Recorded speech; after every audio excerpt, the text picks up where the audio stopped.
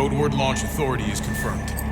Awaiting your go order. Black Ops Cold War, the 2020 entry in the Call of Duty franchise, is finally here. This year, we're getting a gripping single-player campaign, the usual addicting online multiplayer, and a reinvented zombies mode. Black Ops Cold War's story takes place in the early 80s at the height of the, you guessed it, Cold War. Russia and the United States, two superpowers vying for control of an increasingly connected world, and it's your job to stop nuclear war from happening. It takes place in between Black Ops 1 and 2, but it's a story that stands on its own.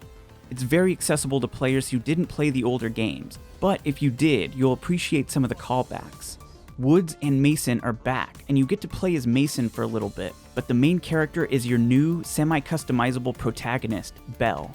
I say semi-customizable because you get to choose the character's first and last name, gender, and 2 personality traits that give you a certain gameplay advantage, similar to the multiplayer perks. Things like additional health or increased bullet damage. But you don't ever get to see what your character looks like, which feels like a step down from Black Ops 3's character customization, however minimal it was.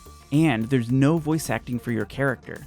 Call of Duty has had silent protagonists before, but this game gives you dialogue options at certain points that allow you to make decisions, and it really makes it feel out of place when your character says nothing.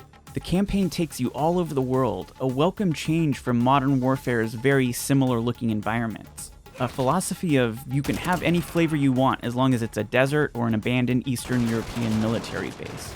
Meanwhile, Cold War lets you explore the rivers of Vietnam, the rainy streets of Berlin, and the immaculate office buildings of Moscow. The campaign takes about 5 or 6 hours to beat, but it took me a little longer because some of the puzzles require a PhD to solve.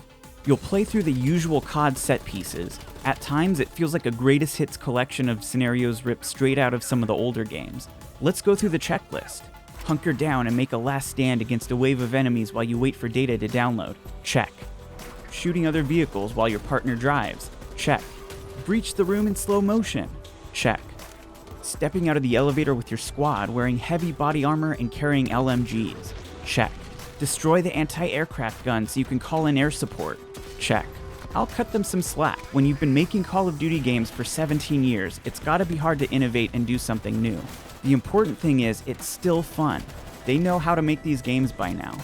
Something we see less often in the franchise are side missions similar to Black Ops 2 and Infinite Warfare. As you progress through the game's missions, you pick up evidence in each of the levels. This evidence helps you track down who Perseus's spies are. Perseus is the main villain in the game. And once you've built your case by solving some surprisingly difficult puzzles, you go after these spies on side missions. I also love seeing that some of the levels are a little bit more open-ended than they've been in the past. There's even some stealth elements, including a memorable mission that's built almost entirely around stealth. Now, there are some very unique story elements that, without spoiling anything, I haven't seen in COD before. If you enjoyed the intrigue of Black Ops 1, you're gonna like this as well. This is definitely a story worth playing the campaign for, maybe even several times. Like Black Ops 2, this game also has several endings, and you'll want to see them all, trust me. The story isn't perfect, but by COD standards, it's pretty good. In terms of graphics, the elephant in the room is that the game as a whole doesn't look quite as gorgeous as last year's COD, Modern Warfare. But I played it on the Xbox One X, and it looks pretty decent. It's just that Modern Warfare raised the bar so incredibly high with its graphics and animations, and Cold War happens to be a step below that. There was one mission where the frame rate dropped noticeably, and one cutscene in particular where the lighting was terrible. But most of the time, it's a pretty good looking game. Of course, we can't have a Call of Duty game without online multiplayer. There's nothing groundbreaking about it this year. You have all the usual modes like Team Deathmatch and Domination, but they've also added a new 40-player mode called Dirty Bomb. There's 10 teams of 4 players, and each team fights to collect pieces of radioactive material around the map and deposit it at different set locations. It's similar to the Plunder mode in Warzone, but the maps are much smaller. I didn't have much fun in this mode and probably won't be coming back to it. It's too chaotic and it takes too much time to get into the action, and by the time you do, you get sniped from the forest. I really do love the maps though, and I hope they incorporate these locations into Warzone at some point. Otherwise, the multiplayer is pretty decent. There's only 8 maps at launch, which is disappointing, and not all of them are great, but there are a few gems. Fun fact, this is the 5th video game in history to have a level that takes place in Nicaragua. There's also a few new perks and score streaks, but it's mostly stuff we've seen before. They've also added the gunsmith from last year's Modern Warfare, so you can really customize your weapons with up to 5 attachments. There's a total of 14 stylish and incredibly well-dressed operators to choose from.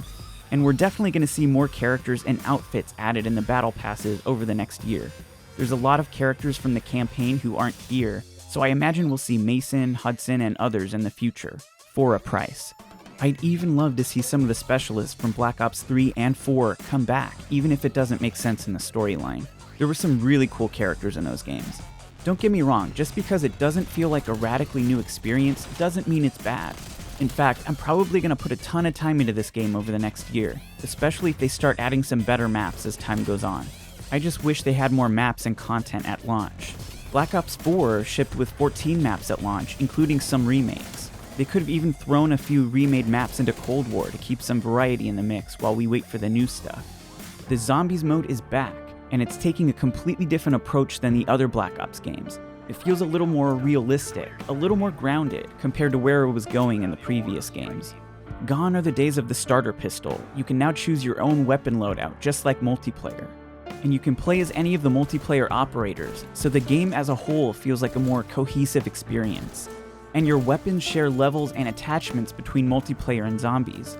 Big improvement from Black Ops 3 and 4, where it took forever to unlock attachments in zombies, especially if you're like me and spent most of your time in multiplayer.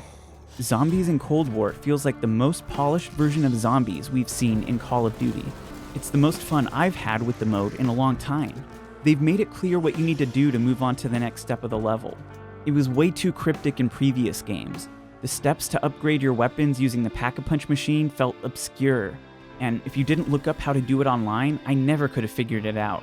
Now it's actually fun, and I think people who might have been turned off of zombies for being too unwelcoming might enjoy this. Zombies is typically a survival mode with endless waves of zombies.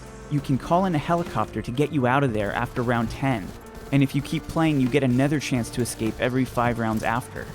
The game ships with one map, which takes the series' very first zombie map, Nacht der Untoten, and massively expands on it.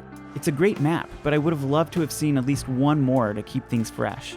Black Ops Cold War tells a thrilling story in its single-player campaign, and backs it up with tried-and-true gameplay mechanics in zombies and multiplayer. It does feel like there's a lack of content in the game compared to previous years, especially with the jump in price to $70 for the PS5 and Xbox Series X versions. There's only 8 standard multiplayer 6v6 maps at launch, and only 1 zombies map. We are being promised a full year of free maps and modes, so the game is slowly going to start to fill out over time. But for right now, you might get tired of seeing some of the same maps over and over again. If you're interested in an exciting story campaign, and want to dig into the multiplayer and zombies as well, I don't think you're going to regret it. But if you're looking for more polish and haven't played a Call of Duty game in a while, you might want to check out Modern Warfare 2019 first.